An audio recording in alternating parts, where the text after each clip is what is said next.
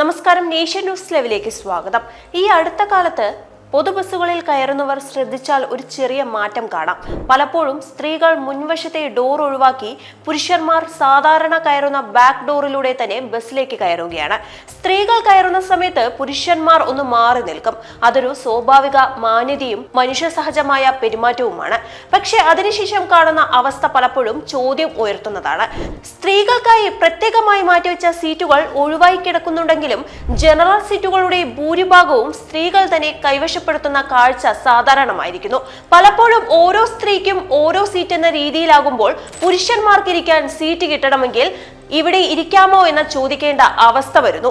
അനുവാദം കിട്ടിയില്ലെങ്കിൽ പിന്നെ അവന്റെ യാത്ര നിൽക്കുന്ന യാത്രയാകും.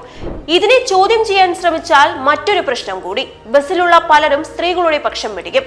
അപ്പോൾ വിഷയം പറഞ്ഞ പുരുഷൻ തന്നെ തെറ്റുകാരനായി ചിത്രീകരിക്കപ്പെടും.